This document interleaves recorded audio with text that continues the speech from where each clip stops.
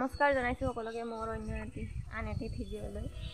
আৰু আজি বনাম মই সজিনা আলু বহৰ পিঠা বনাম। আপোনালোকো দেখুৱাবলৈ চেষ্টা কৰিম আৰু ভিডিঅ'টো শেষলৈ চাই থাকিব। আৰু যদি মোৰ চেনেলটোলৈ প্ৰথমবাৰ আহিছে প্লিজ মোক ফ'ল' কৰিব নাপাহৰিব।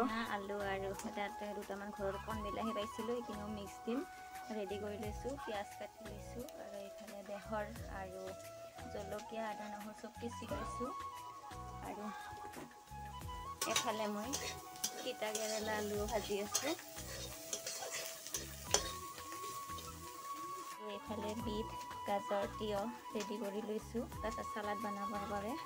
তিতা কেৰেলা ভাজাখিনি হৈ গ'ল মোৰ। এইবাৰ মিঠাতেল দিছোঁ। তেলখিনি গৰম হোৱাতে আমি পাঁচফোৰণ দি দিলোঁ, পিঁয়াজখিনি দি দিলোঁ।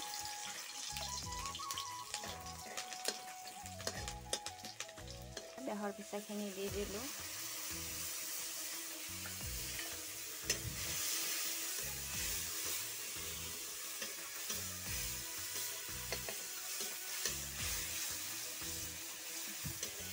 এইখিনিও ভাজি যাম। অকণমান ভাজিলোঁ। এইবাৰ এতিয়া মই হালধি গুড়ি আৰু জিৰা গুড়ি দি দিম। জিৰা গুড়িখিনি দি দিছোঁ। এতিয়া আৰু অলপমান ভাজিম। এইবাৰ ঢালি দিব।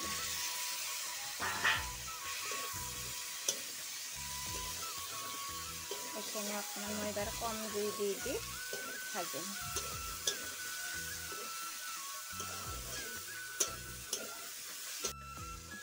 সোৱাদ অনুসৰি বা নিমখ দিলোঁ।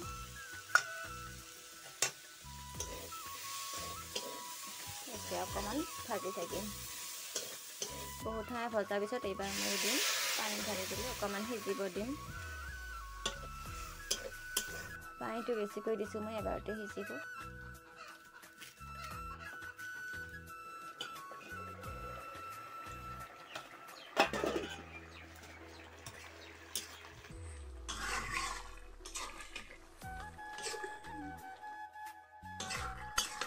এয়া সজিনা ভাজি মোৰ হৈ গ'ল। এইফালে মোৰ চালাডো হৈ গ'ল ৰেডি।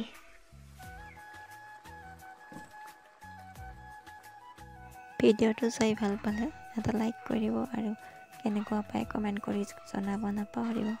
আজিলৈ আহিছোঁ, বাই।